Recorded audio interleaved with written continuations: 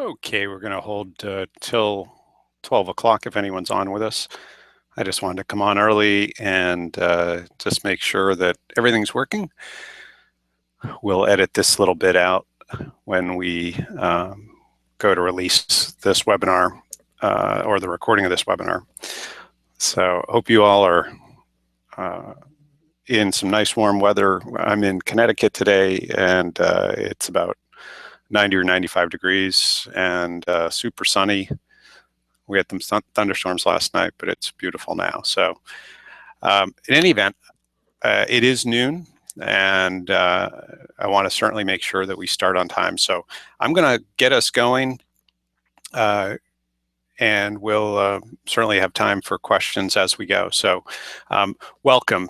My name is Bill Kenny, and I'm with Test My Pitch.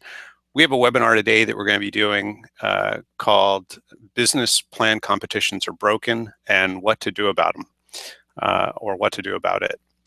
This topic is something that's really near and dear to our heart. We go to many business plan competitions throughout the year. We're involved with many. We work with many organizations that run them, and we really see some serious challenges in the infrastructure, some very fundamental challenges, and we want to share those with you today and also share some possible remedies. So we'd love for this to be an interactive session, and you should see, whether you're coming in through Google Plus or YouTube, you should see an availability of being able to ask questions.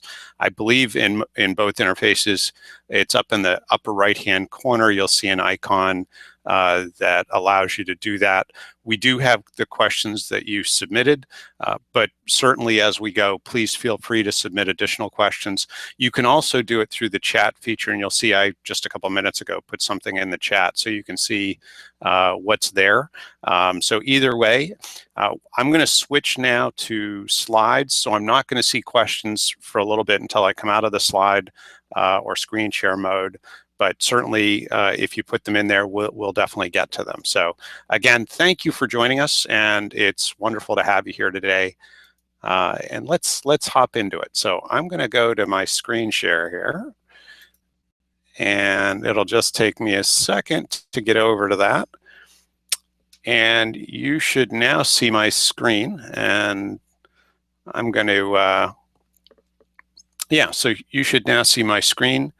And so our topic again is business plan competitions are broken and what to do about it. So here's I guess the visual that I will come back to a few times as we go through this, and that is, as we look at the objective of business plan competitions, is particularly at the university level, could be even at the state economic development level, we really see the organization or the host eyes coming off the ball. In other words, the priorities tend to get out of alignment with the objectives. And so that's really where we're going to spend a fair amount of time today. And obviously, it can be pretty painful when your eye isn't on the ball, at least figuratively. If certainly we don't want anyone to get hit by the ball, but keeping your eye on the ball is really a key. So our agenda is really simple. We're going to talk about the three big challenges that we see: misalignment, lack of engagement, and then limitation or limited educational value. We'll talk about solutions, and then we'll get right to your questions. And again, we really very much would love to hear additional questions if you have any, and certainly feel free to submit as we go. So just to give you a sense of the number of questions we got, we have quite a few. Again, happy to add to this list. And so they kind of break down into three categories: participation, structure, and judging. And so we'll kind of address them in these sort of groupings. So just so you have a little bit about me, I'm the founder of Test My Pitch. We're an online platform that helps could be students, could be entrepreneurs or professionals improve their communication skills. We also have a pitch event judging and feedback system, a scoring system called Score My Pitch. Certainly happy to help or talk with anyone afterwards in more detail. I go to about 150 pitch events per year, so it's kind of a scary number. There tends to be a lot of pizza eaten in that thing, or in going to that many. And I'm also an active community builder. Besides what I'm doing here in Connecticut, where we're based, I also am a part of a national organization called Startup America, or Startup Network Champions, which came out of Startup America Partnerships, which was part of the Obama Jobs Act. The one disclaimer I'd mention in this webinar, and really any of our webinars, is we're certainly more than glad to share anything that we have observed with you, and remedies that we see. We haven't seen everything, so I would only suggest that a lot of what we'll share will be our best thoughts, and please take them with that intention. We have seen quite a bit. We've seen some really good practices, and we've seen some probably less than favorable practices. And really what we're aiming to do is help you elevate your community and your results as quickly and as effectively and efficiently as possible. And so that's our fervent wish. So let's get into this. So the three big challenges, really, really meaty stuff here. So the biggest challenge that we see, I shouldn't say the biggest, but the number one in the challenges is misalignment. So in other words, organizations potentially having unclear objectives or event confusion or outdated methods. And let's kind of hop into that. So unclear objectives, and this can happen in a moment, or it can happen over time.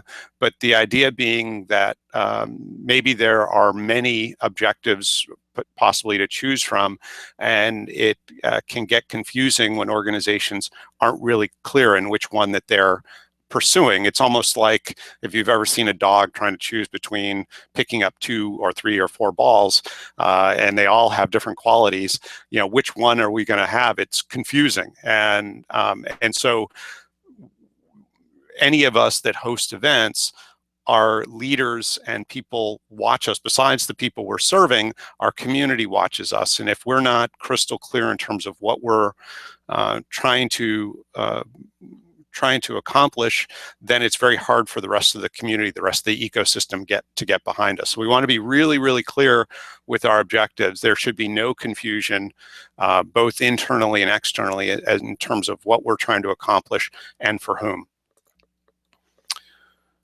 Second is within this misalignment is about event confusion. So what we see when we talk about event confusion is an organization might host a variety of events that leads up to a business plan competition, or that complements a business plan competition.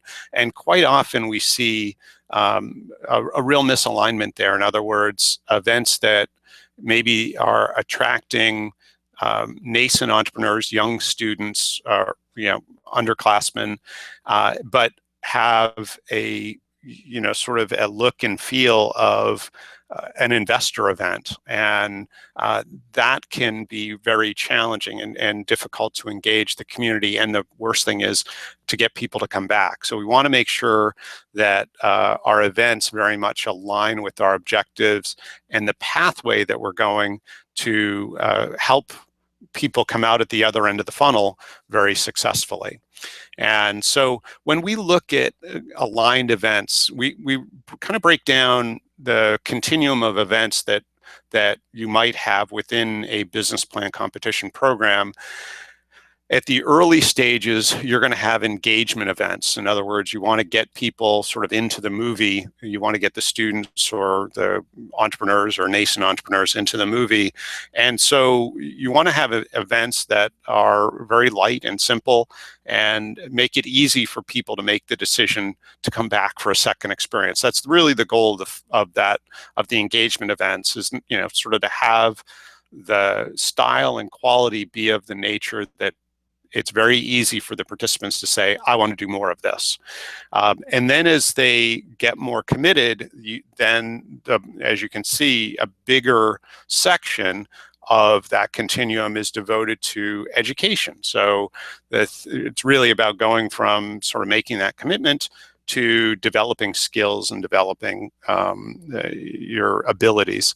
And then finally, fund is kind of maybe an overused term, but it could be fund or exit, and you'll see later on we'll actually replace fund with exit. But it could be either one, but ultimately the idea is that you're getting them ready for something else. You're getting them ready for their next step, and ideally moving from your program to the next level program. So how does this translate into making your events align? So as you can see, we've defined the purposes at each of these levels, but really how this translates from a criteria and an assessment standpoint, you're going to move, if, for example, people are pitching, let's say, or there's some evaluation done in terms of participation at engagement level events, the focus is much more going to be on form than it will be on substance. In other words, we're going to make sure, if you go back to that, we just had a image of a baseball player. Early in, as people learn how to play baseball or softball, the focus is on the fundamentals. Are you holding the bat right? Is your swing reasonable? Do you have good balance? And so on. And later on, we're going to worry about how you hit the ball. But right now, all we care about is your follow through and sort of those core fundamentals. So that's form. And so that's in the engagement phase, and certainly in education, we're going to be focused at least 50% on form. And then as we move into the sort of later stages of educate and into fund or exit, we're going to focus much more on substance. So and again, that's where the misalignment comes. We see this quite often where criteria at very entry-level events are highly focused on substance. In other words, are you ready for investment? What's your ask? All this kind of stuff, which these people don't even know. They have no context for any of those criteria because they don't understand what resources they need, and so to have some kind of sophisticated ask just doesn't make sense. And ultimately, it disenfranchises those participants from the process. You will not see those people again, and that's really a big part of the challenge. So you really have a bunch of different flavors of business plan competition. Sort of there's the traditional, we need a document, multi-page. It should have a thud factor, and we're going to have people read through your 30 or 50-page plan and your PowerPoint and all that. And then the next stage will be you'll come in for a pitch. The finalists will pitch, and maybe there'll be a demo event and so on. And that is certainly the traditional method. Much of the world, or many, are transitioning to using, as opposed to a business plan as the basis, is really having a business model of the basis of a business plan competition. So maybe even changing the name in some cases to more of a business model competition or a business competition or a startup competition. And so in the early parts of this, for those that haven't seen the business model canvas, this is an evolution of Alex Ostwaler, and it's become sort of the de facto basis of the lean startup revolution.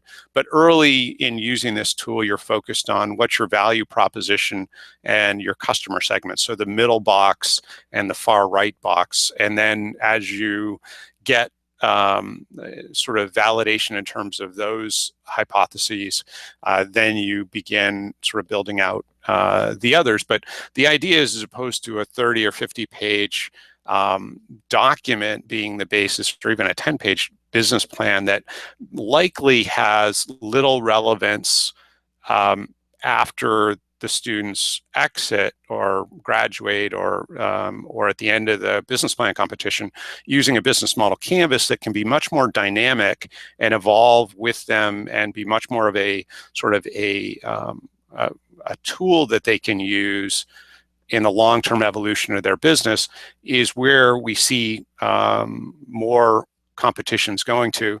An alternative to that, and actually a really good alternative as well, is the design thinking model. And this came out of Stanford University many years ago, but the idea being that the idea starts with the customer. It's really about learning what challenges your customer has and then aligning solutions with their interest in adoption.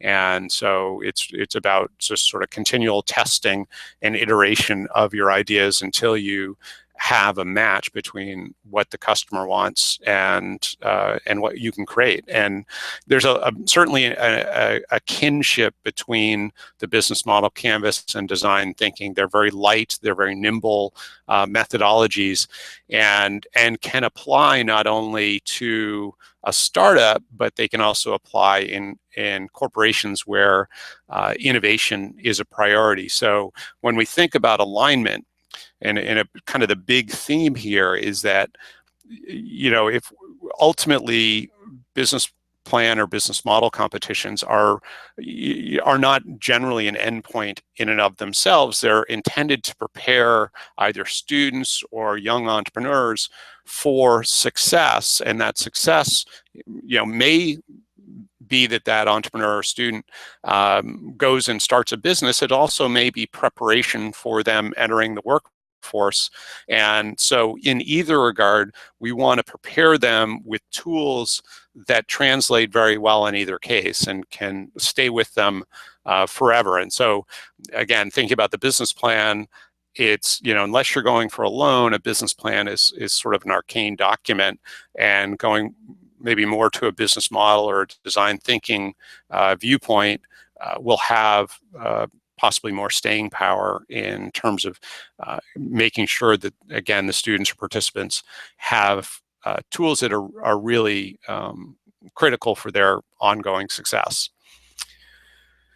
So challenge number 2 is really about lack of engagement. And so here, where we see this challenge is actually at the formation stage, and this is organizations, tending to continue to attract sort of a pale and male audience, and this can be obviously quite limiting.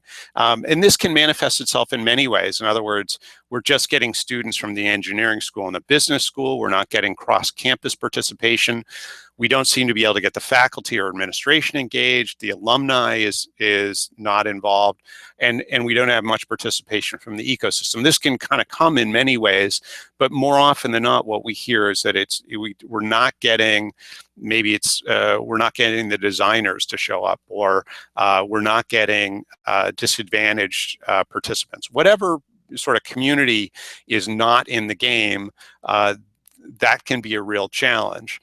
And so this comes from organizations being unintentionally exclusive. And when I mentioned this really happens and can be controlled at the formation stage, that's exactly what I mean. So when you have the idea for an event or a program, the first thing you want to think about is, who do we want in this movie? Who needs to participate, whether that's as an actual participant going through the program or any other stakeholder.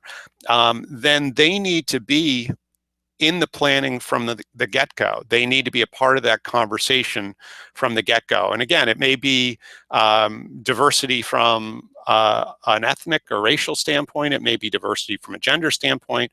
It may be diversity from a standpoint of background, skills.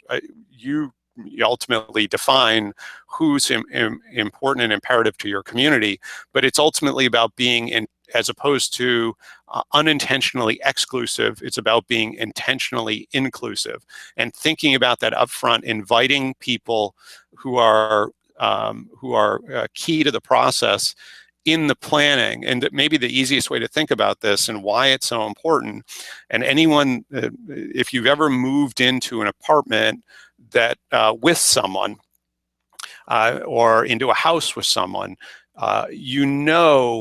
it's much better to move into that place on the same day than to move into a place that someone else has been inhabiting for quite some time, and you come in as the second inhabitant. In other words, if you come into someone else's movie, they're going to be sort of allocating resources to you. Here you can have this shelf or this space in the bathroom, or you can have this bit of the refrigerator, as opposed to you selecting the location together, selecting the apartment or the house, and then moving in together where you're making decisions together. What you end up finding is that people care for a community that they have greater investment in much differently than they do a community where they're a guest. If you're a guest, you tend not to promote or care for that community as well. So if you've ever had anybody move in with you, you'll know this, because there are invariably sinks left, dirty dishes left in the sink. There's mess left in rooms. Whereas if you move into a place together and you have co-ownership, you tend to care for it much better and co-promote.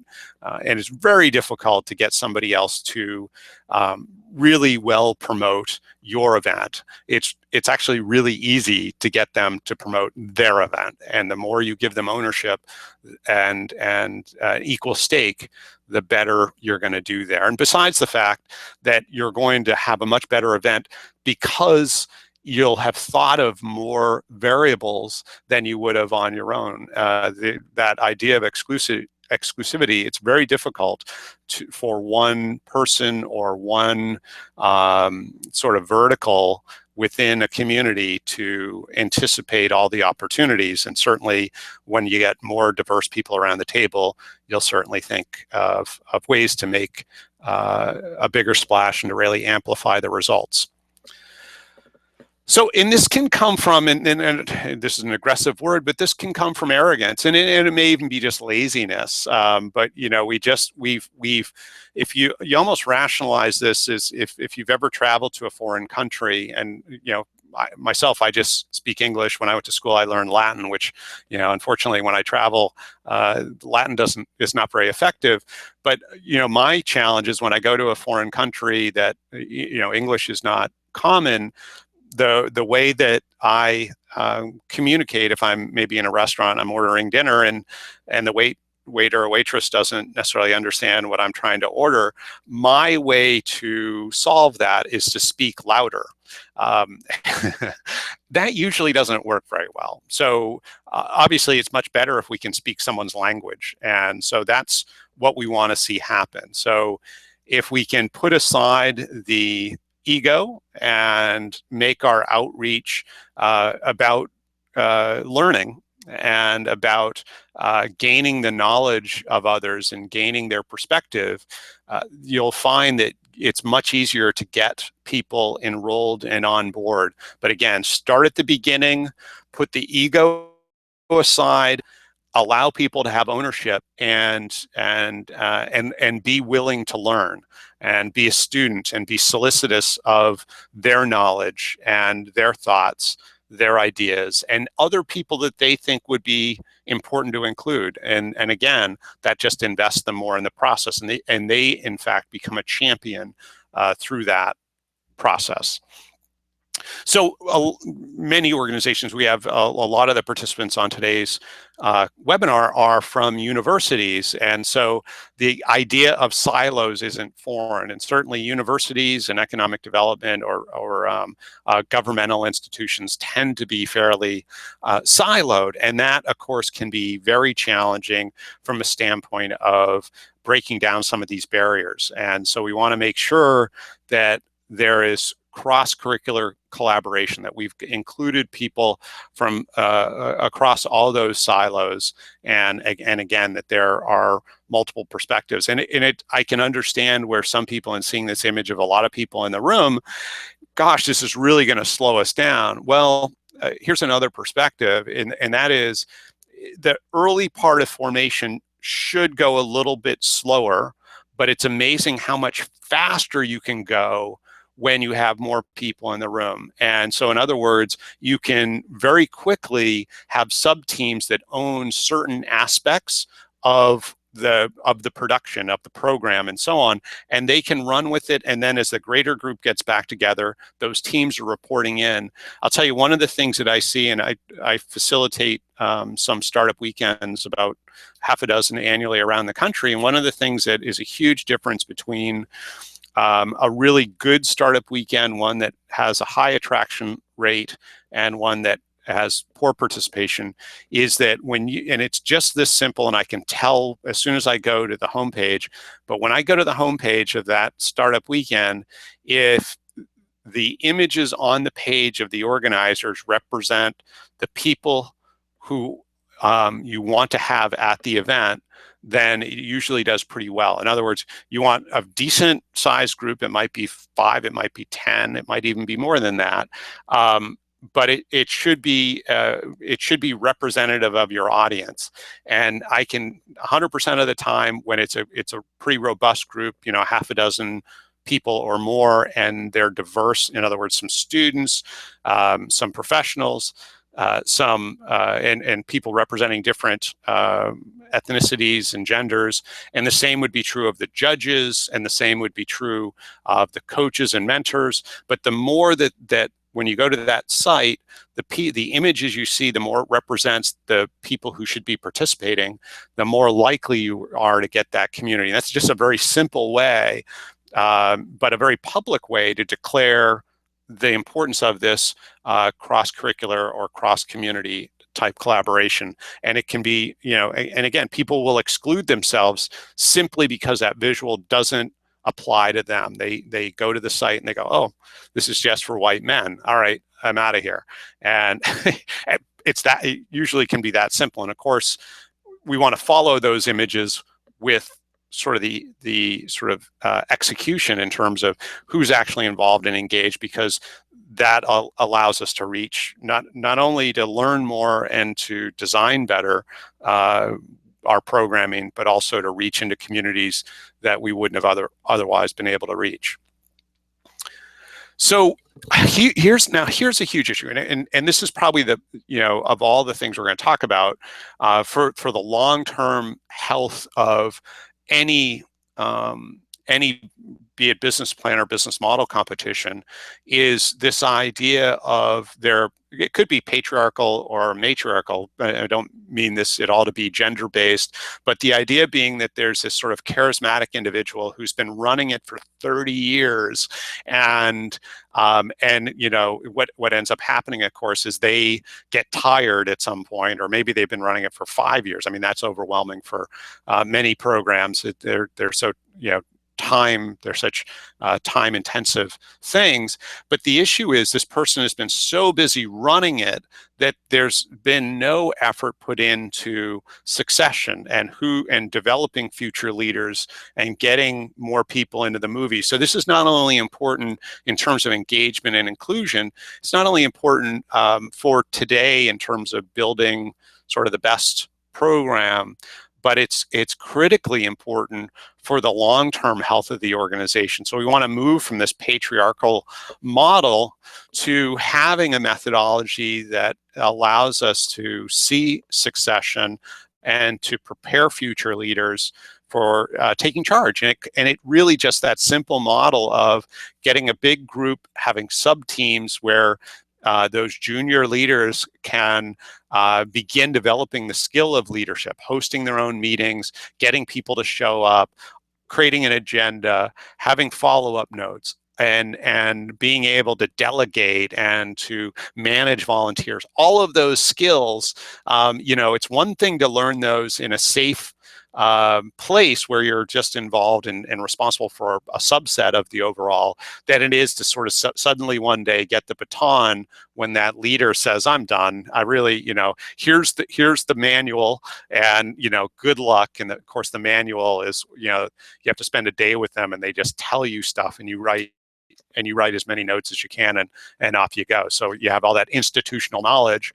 And so it's much better to have an infrastructure of leaders that can continue the program on. And not only that, this, again, it serves a lot of needs. This helps with engagement, the more people are invested in it.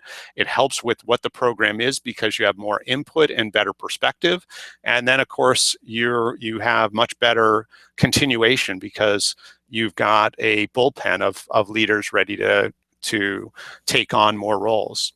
So with this section, really Harry Truman, I think, says it best. He said, it's amazing how much can be accomplished if no one cares who gets credit. And that can be a huge barrier if we're concerned about getting credit. And I think the best leaders that I've seen in the ecosystem are ones who really allow other people to take credit and to get credit. And they don't worry about it. There's more than enough credit, and when other people get credit, it keeps them invested. And even if it's not right or not exactly right, it doesn't matter. The history figures it all out. And again, what we really want is other people to be engaged and involved and committed, and people getting credit is part of that. That's part of the sort of intangible that keeps people committed to the program. So the third challenge, and this is really the true north, and I guess our view in terms of when organizations started business plan competitions, this was their intent. It was to have really good educational value.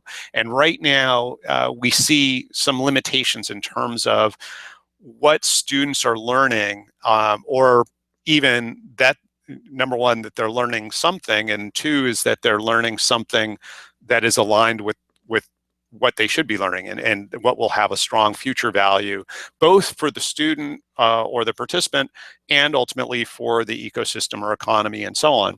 And so there are a bunch of parts of this. There's the market, there's feedback, there's creating connections, and this idea of proof of competence, and we'll talk more about that. So today, most business plan competitions or business model competitions are investor-centered. And so we're pretty familiar with this panel of sharks. But the idea here is that when you actually look at the numbers, only about 1%, in fact, just a little under 1% of businesses ever get investor funding. So that's angel or venture funding. Only about a little less than 1% of businesses ever get that level of funding. So here we have all these competitions, all these events, all these educational programs lining up to drive students and entrepreneurs to sort of aim at investment and to think of that as the holy grail. And that says that 99% of businesses will bootstrap, will self-fund, will fund their growth through sales and through customer commitment. And so it's our point of view that if programs are built more customer-centered, and that would serve 99% of the audience really well. And then you could always have a track that goes to the high growth, high potential type ventures. Again, that'll be a real minority of the ventures that most programs are serving. But when we go off track of being customer centered, we're really stripping these participants of the learning that's really critical for them to go out and find their product market fit, to have some early sales success, which will help propel their ongoing success, and help align them better with what will be valuable for them, whether they continue with their venture or they go off and work for somebody else. The skill of understanding customers and being able to sell and satisfy customer needs is absolutely critical, and unfortunately we're out of alignment. In fact, there's actually now an accelerator. Of the thousands of accelerators that are in the world, there's at least one that's moved from an investment model to a sales model. As opposed to taking 6% of the company, they actually take a percentage of sales as the sort of the stake in the venture. And so we think that that's sort of the beginning. This is a fairly new evolution for this particular accelerator. It's called BetaSpring. It's in Rhode Island. And you may be familiar with one or two others that have done this. That's the kind of the one we're familiar with. But we think that's going to be sort of the beginning of a trend. We think that'll prove to be much more successful and much more sustainable and much more aligned. And this is an accelerator. This is at the higher end of the ventures. This is after they've got, the ventures that go into BetaSpring have likely gone through several business plan competitions and all sorts of events to get there. And we're talking about a earlier stage series of events, business plan and business model competitions, which absolutely need to be much more customer centered and focus on students and young entrepreneurs learning about their customers and how to satisfy needs and develop products and services that align with those needs. Another issue from an educational value standpoint is that feedback is quite often very random. So the example of this is that maybe you're practicing your pitch and or maybe you're in a mentor session and there are 2 or 3 mentors, and so you've said whatever you're going to say, and the feedback will come from the 3 different mentors, let's say, and each one of them will give you feedback from their perspective, but not against any specific criteria and not in any necessary order or rationale. And so that randomness of the feedback can be challenging because it's all sort of out of context. And so what we're advocating is that feedback needs to be contextual. It needs to be against specific criteria, and we need to have scoring against that, and then we need to have text or so if you will, quantitative and qualitative feedback. And the qualitative feedback helps us qualify or give context to each of the criteria, and so it helps us understand where we were strong and where we can improve.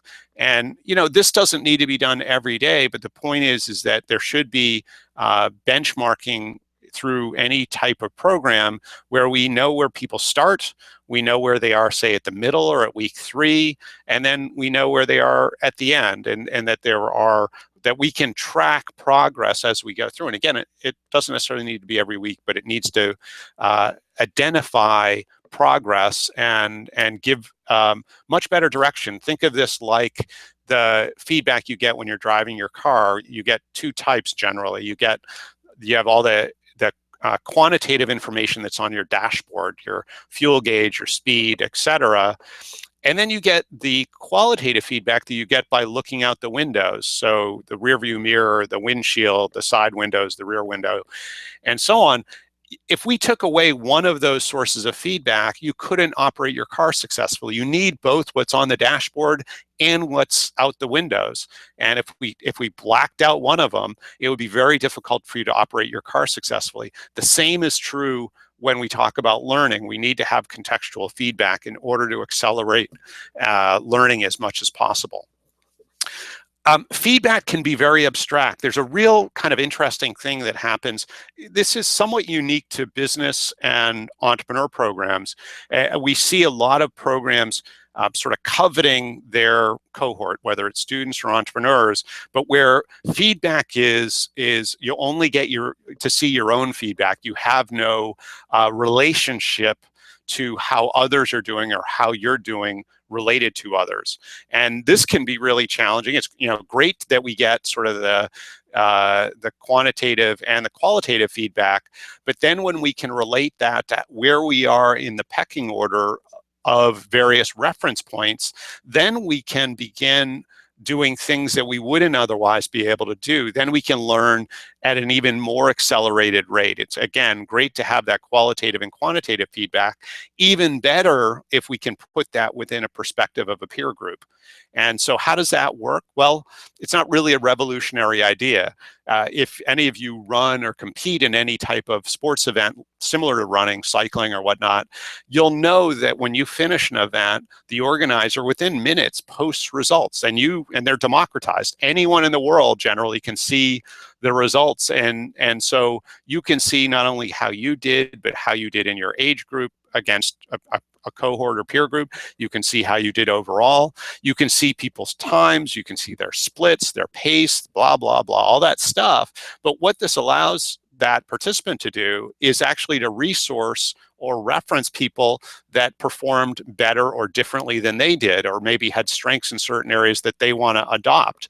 And so not only can I reference and look at this, but I can go to the individuals that I want to mimic and ask them if they would be willing to train together, or if they wouldn't mind sharing their training regime, or what they eat before the event, or any of those things that we want to learn.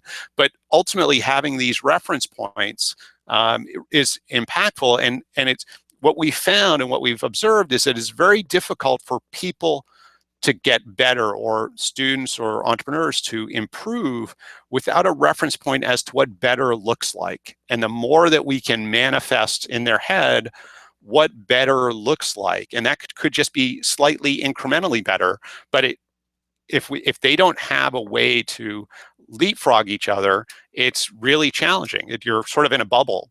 And so modeling has been around forever. Anyone who's a parent does this. The children certainly model their parents' behavior.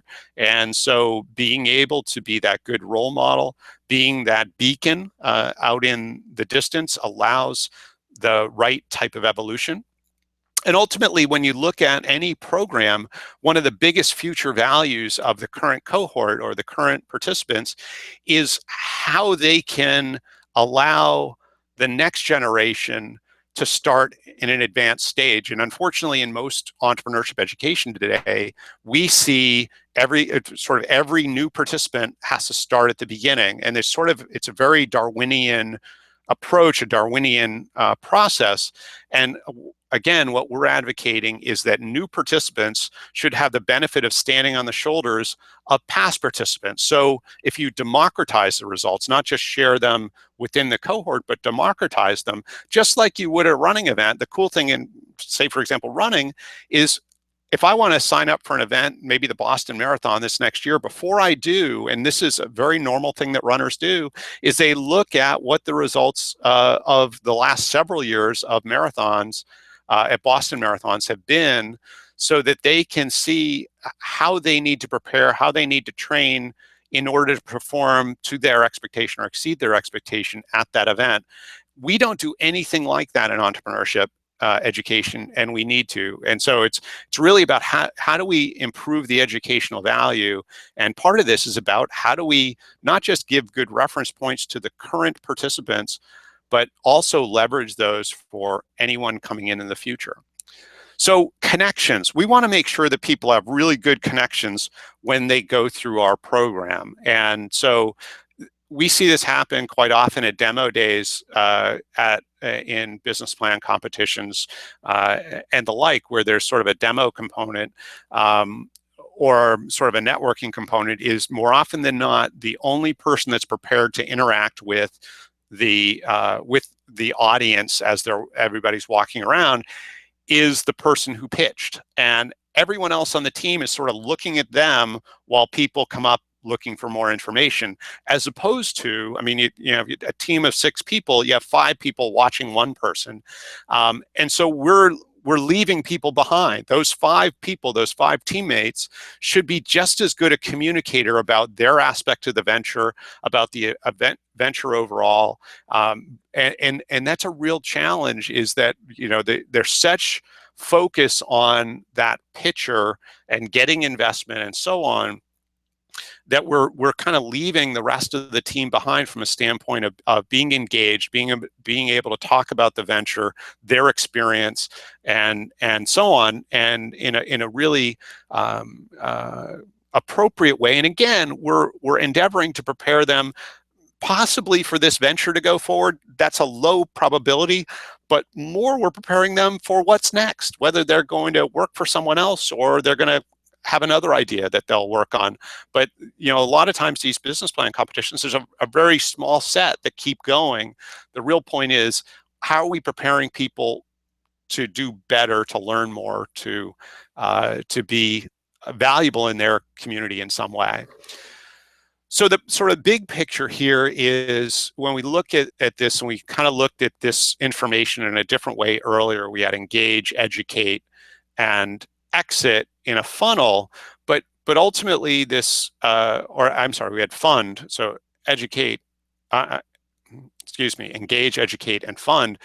Now we're looking at it putting exit at the end. But the idea being is that when we go through this cycle, we want to make sure that everything is aligning with these various levels. And so our the educational value when we're engaging, again, is about form. Are you holding the bat right? Is your swing good? Is your stance appropriate? And then as we get to educate, then we're beginning to weave in some of the substance. I almost think of it like when my mother gave us aspirin when I was a kid, and you may have had the same experience, but it was hard for me to swallow a whole pill. I didn't like the taste. And so she broke up the aspirin and mixed in jelly. I love jelly, and the aspirin went down just fine. It was the same volume and quantity of aspirin. I never noticed it because it was in jelly. And so the more that that the program can be wrapped in a way that's engaging, and then as we get to a more sophisticated level, we're either going on for funding, again, that's a real minority, maybe 1% of anyone participating, or we're going on to whatever next stage there is, generally outside of our program. So we're preparing those participants to exit successfully.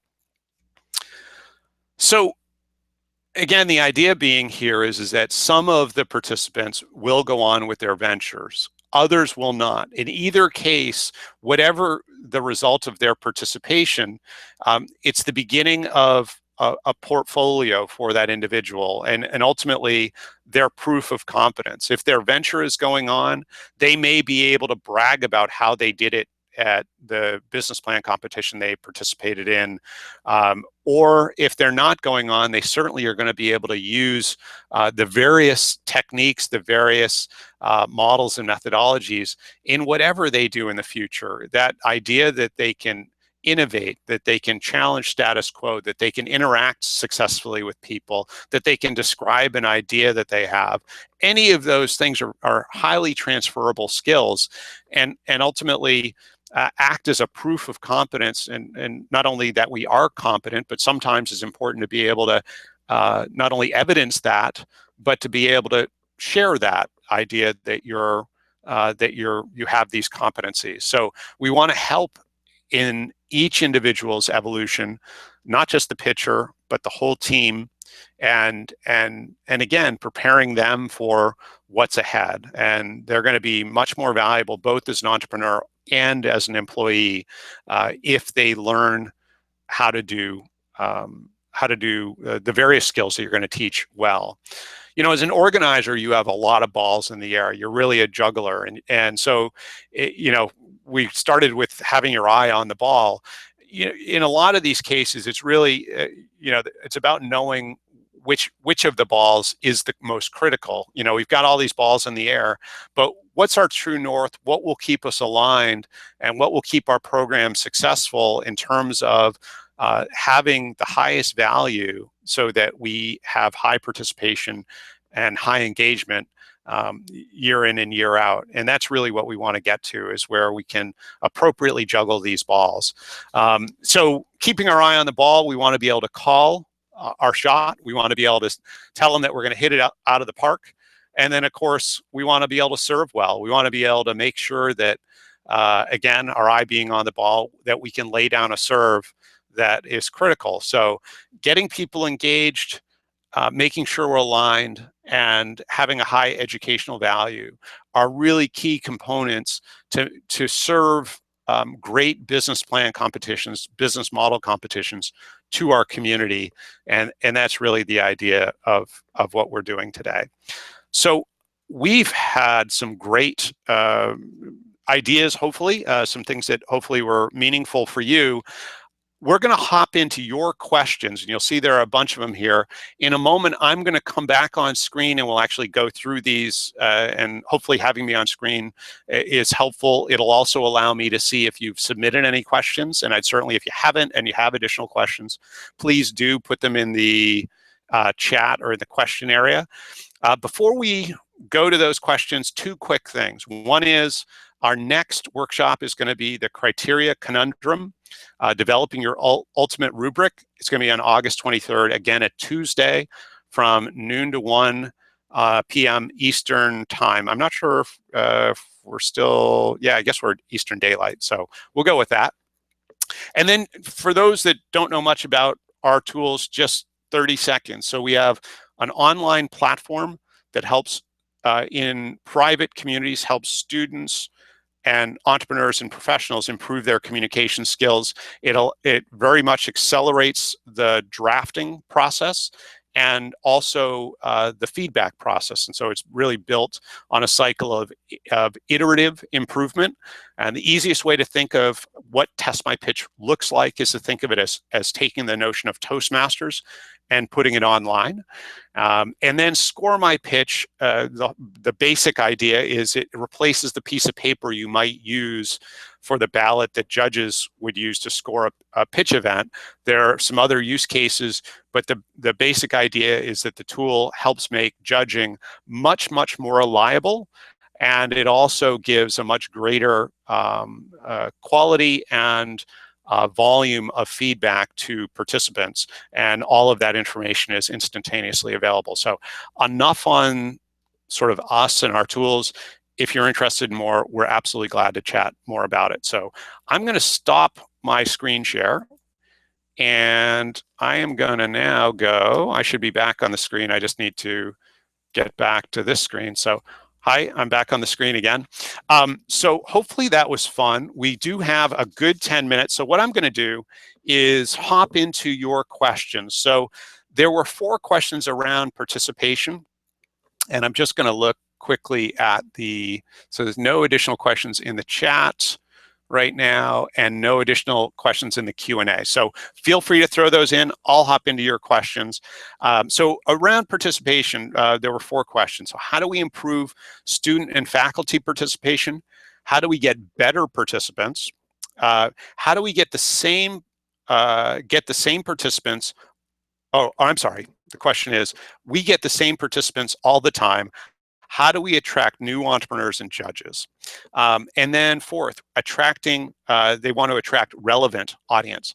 So again, I think it really starts with what we talked about, and that is, as you're many of you are past the formation stage, so you have to sort of start in the middle. It's like building a car that you're driving. So the rule was, at formation stage, we want to get everybody in the room before we might have a vision or a kind of a light vision, but before we've actually formed the event or the program, we want to get the appropriate stakeholders, the influencers in the room to be a part of the process and to have ownership and to make it theirs, and to really invest in what's going on. Doing that in motion, it's certainly more difficult, but it certainly, I think, can start with the next is sort of the next year's program, and getting people involved very early and engaged, and almost having it as a relaunch is key. But we won't have all the answers. I don't have a magic wand that will give you all the answers to what your program should look like. It's critical that you get the people you want engaged, or representatives of those populations in the room to be a part of it. So if you're in the engineering school or the business school, and you want the art school and the humanities to be involved, then they should be a part of the planning. They need to be invested in it. And I'll promise you, there are some serious skills that don't exist in the entrepreneurship community that they need to own in terms of helping students learn about or the community learn about. I'll give you an example. So this is something I see all the time at schools, where the school wants to sort of get the creative folks to participate, and the engineers are they're making bigger posters, right? This is like me going to a restaurant and just speaking louder, thinking people will understand me, as opposed to speaking their language. So what the art community, and there are probably many other things the art community can bring to entrepreneurship, but one certain thing that they can bring is the ability to take feedback, the ability to listen and take feedback. In general, entrepreneurs are not very good at taking feedback, at listening well and understanding and evolving. Artists are. If you go to art school, you're going to be critiqued. You're going to be critiqued publicly, generally every day. And so you learn how to critique, you learn how to receive critiques, you learn how to understand and ask questions to follow up on a critique so that you qualify what people mean and you can compare one critique to another. But that skill is absolutely missing in the entrepreneur community, and the art community has it. So if you want to get the art community involved in your programming, have them take on some educational components to help your entrepreneurs learn about how to take feedback, and not challenge feedback, because that's normally what happens, right? People get defensive about their idea, their baby. So let's go to structure. So there are 4 questions around structure. Now that everyone is doing lean method and pitches, how do you get people, students interested in business plan competitions? The next one, I want to learn different formats for competitions to keep them interested year after year. Next, how can we help business plan competition participants actually launch the business successfully, especially with a university setting where many ideas are generated by a team as a classroom project? And then finally, how do you get entrepreneurs to understand their business model is a very important part of the presentation. Yeah, so there are probably 3 areas here. So different models. There are actually some really cool models. One that you may want to look at that, sort of, I think when you look at business plan competitions, there's this idea we need to be cross-curricular and the business plan needs to contain everything. There's some organizations now that are actually breaking this down into subparts, and so many organizations are actually having a funnel where there are different stage gates where people, ventures, students, and so on, proceed from one level to the next. In other words, you might start with 100 or hundreds of participants at level 1, and that may simply be sort of some level of customer discovery and business model validation and some proof of that. And then level 2, you might winnow down to 50% of the original folks, and then level 3, you might go down to 50% of that, or whatever the right sort of gradations are. But at each level, the expectations about the completeness of the plan or the model goes up. Again, going from form to substance is really how you're transitioning.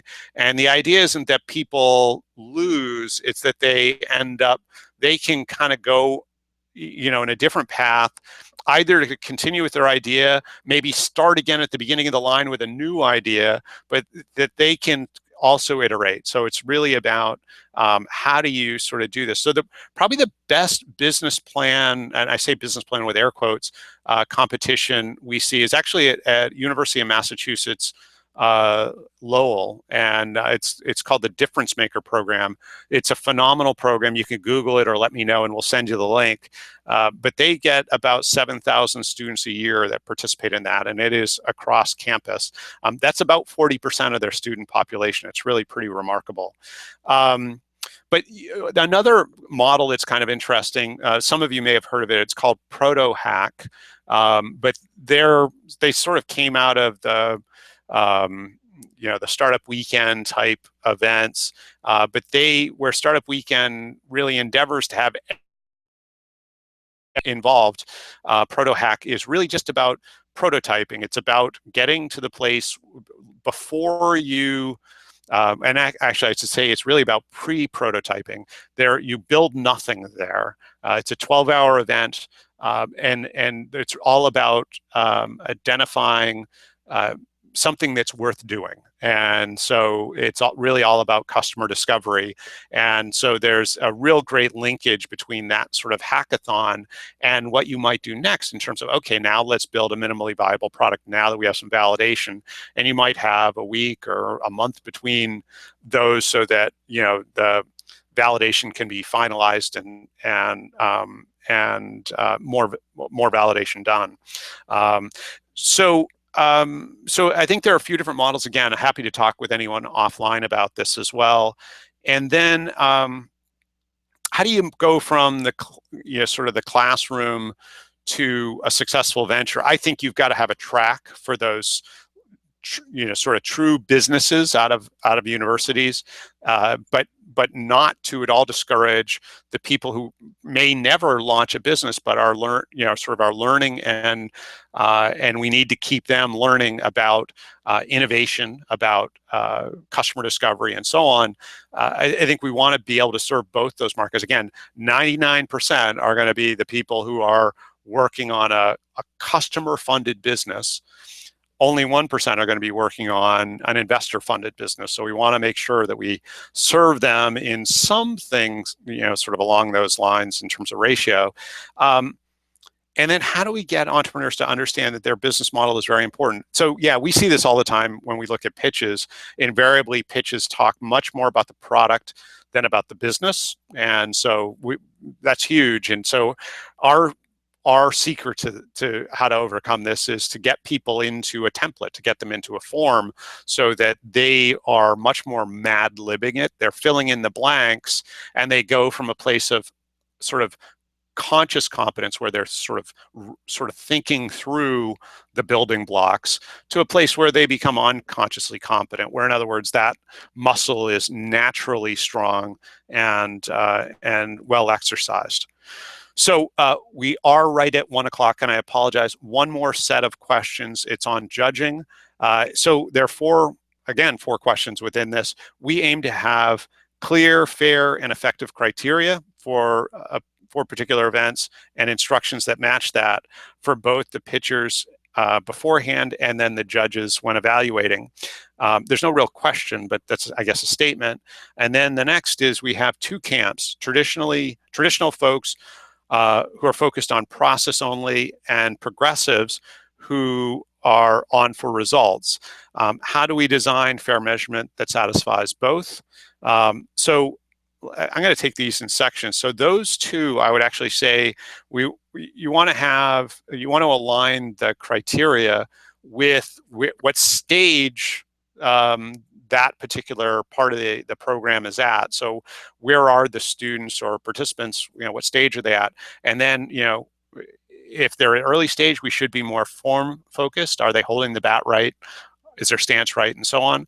And then of course, if they're later stage, we should be much more focused on substance. So how far did they hit the ball is key. And so I think helping give context to all participants, both the participants, judges, community, and so on, in terms of, you know, okay, we're at this stage, these are our criteria, and then the criteria evolve to a more sophisticated level as the community evolves and as the focus evolves as well.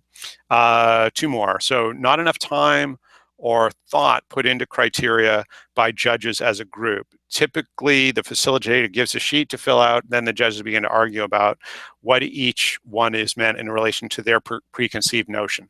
You have to have context. Whatever criteria you choose, there needs to be context as a companion to that. So in other words, the judges, the first thing they should hear is, here's the purpose of our event, here are the criteria, and here's the context. Here's how we want you to apply these criteria.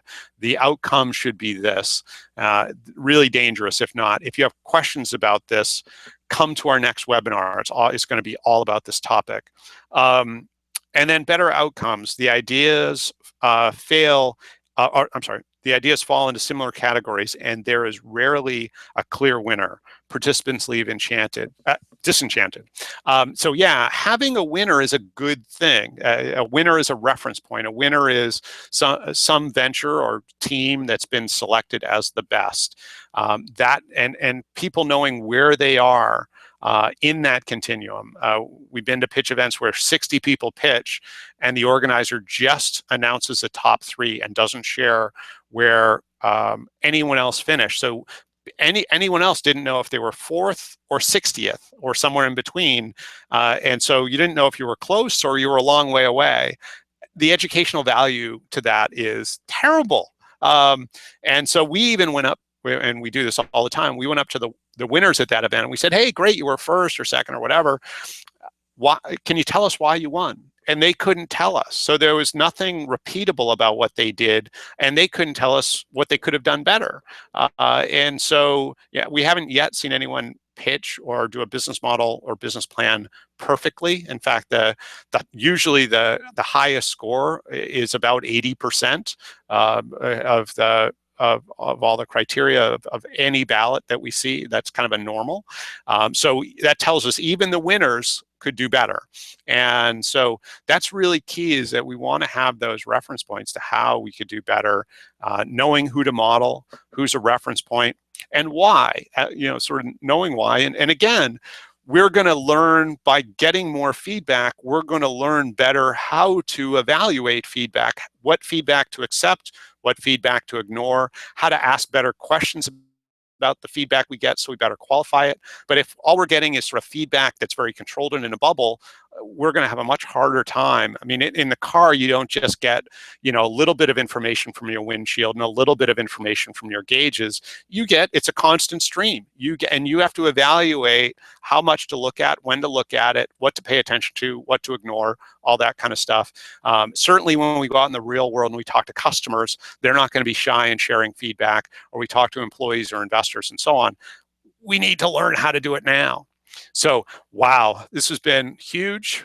A lot of fun. It's been great to be with you. It's now 5 after the hour. I'm so sorry for going long. I don't see any additional questions, so I'm just going to go quickly over to the chat. No additional questions there. No additional questions in the Q&A.